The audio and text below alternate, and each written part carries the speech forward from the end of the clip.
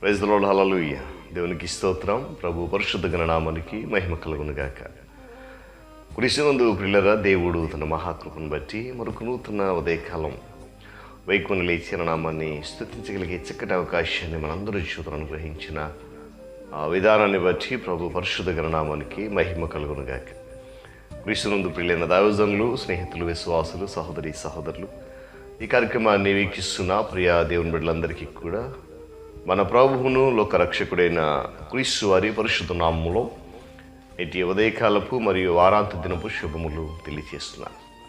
మీరందరూ బాగున్నారు కదండి? చాలా సంతోషం. మీరంతా బాగున్నారని విని ఎంతగానో నేను సంతోషిస్తూ ఆనందిస్తూ ప్రభువును కనపరుస్తున్నాను. రండి, ఈ దినము కూడా మిమ్మల్ని ప్రేమతో ఆహ్వానిస్తూ ఉన్నాను. అనుదిన అభివృద్ధి ఉదయకాలపు ధ్యానాలు అనేటువంటి ఈ ఆధ్యాత్మిక కార్యక్రమంలో నాతో పాటు పాలిబాక్సులు కండి వాక్యాన్ని ధ్యానించి దైవాశీర్వాదాలు పొందుకోండి. మీ దగ్గర బైబిల్స్ ఉన్నాయా? తరచి చూడండి. లేని పక్షాన చదివే మాట విని గ్రహించి వాక్య ధ్యానంలో పాలిబాక్సులు కమ్మని మనం చేస్తూ నేటి దిన ధ్యాన వాక్యంగా ఆదికాండము 2వ అధ్యాయము 9వ వచనం నుండి ఒక మాటను నేను చదువుతున్నాను. మరియు దేవుడైన యెహోవా ఆ తోట మధ్యను జీవవృక్షమును మంచి చెడ్డలు తెలివినిచ్చు వృక్షమును నేల నుండి మొలిపించను. దేవుడు తన పరిశుద్ధ వాక్యాన్ని మన కొరకు దీవించునుగా. తలలోంచుకొని మూసుకునండి, ప్రార్థన చేద్దాం. ప్రేమ కలిగిన మా తండ్రి, వందనాలు. మరొకసారి నీ పాద సముఖంలో రీతిగా వారాంత దినమున వేకుని నీ పాదములు పట్టి నీ వాక్యాన్ని వినగడానికి విడిచి కృపను బట్టి నీ స్తుతులు చెల్లిస్తున్నాను. నేను ఈ యొక్క ఆధ్యాత్మిక కార్యక్రమంలో కేవలం నీ కృప ద్వారా, నీ సన్నిధి ద్వారా నడిపిస్తున్నందుకు వందనాలు. మరింత బలపరచుమని, అనేక మంది బిడ్డలను మీరు మేల్కొల్పమని యేసు నామమున ప్రార్థన అడుగుతున్నాం తండ్రి, ఆమేన్. చాలా సంతోషం పిల్లరా. 2వ అధ్యాయం ధ్యానిస్తూ వస్తున్నాం. ఇక్కడ 8వ వచనాన్ని ఒకసారి మనము చూద్దాం. దేవుడైన యెహోవా ఆ తోట మధ్యలో ఒక వనాన్ని, ఏటామాడు ఏదేను వనం నిర్మించాడు. నిర్మించిన తర్వాత తన చేతులతో ఒక నరుని తయారు చేసి, ఒక మనిషిని తయారు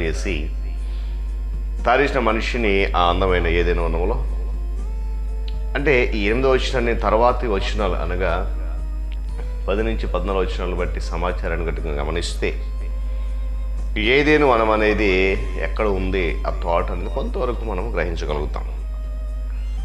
టైగ్రస్, యూఫ్రటీస్ నదులు అనేవి ఈరోజు మనం గమనిస్తే ఆ నదులు నేటికి కూడా ఇరాక్ దేశం గుండా ప్రవహిస్తూ పర్షియా దేశంలో ఉన్నటువంటి అగాధములు కలిసిపోతున్నాయి.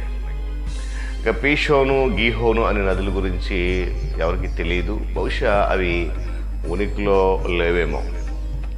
గమనిస్తూ పిల్లలు 13వ వచనంలో ఉన్నటువంటి కూషు ప్రదేశం, అది నేటి ఇథియోపియా కాదు, కానీ ఇరాక్లో ఉన్నటువంటి ఆ దేశం ఉన్నటువంటి అదే పేరుతున్న మరొక ప్రాంతం. దీనికి స్తోత్రం కలుగును గాక. మరో ప్రదేశం అది.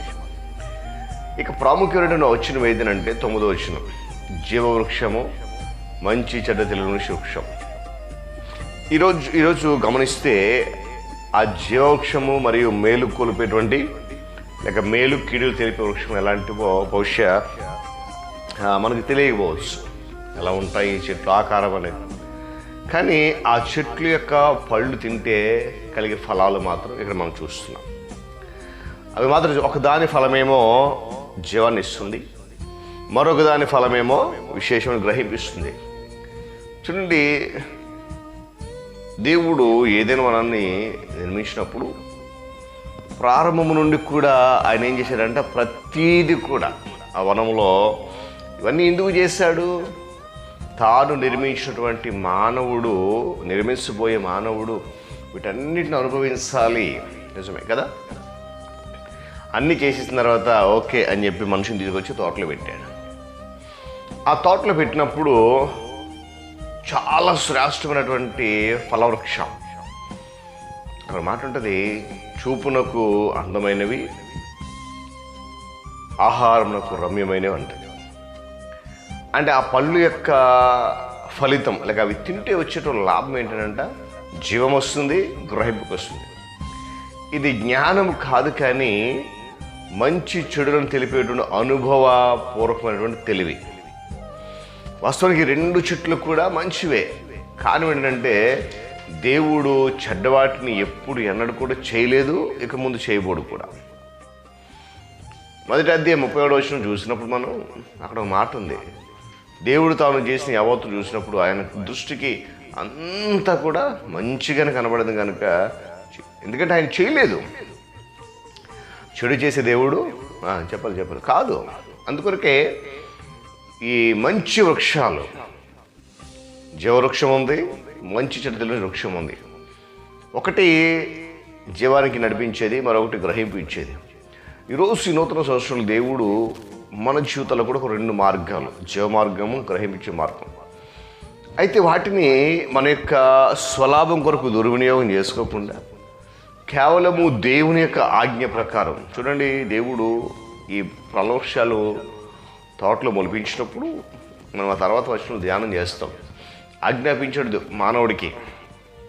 భూమి మీద ఉన్నటువంటి ఈరోజు మనకు కూడా దేవుడు కొన్ని నియమాలు, నిబంధనలు ఇచ్చాడు. వాటిని మనము శిరసా వహించగలిగితే, వాటిని మనం పాటించగలిగితే మన ఆత్మీయ జీవితం ఎంతో ఉన్నతమైన స్థితికి ఎదుగుతుంది. ఎందుకంటే దేవుని మాటలు ఎప్పుడు కూడా మంచివే కానీ చెడ్డవి మాత్రం కాదు.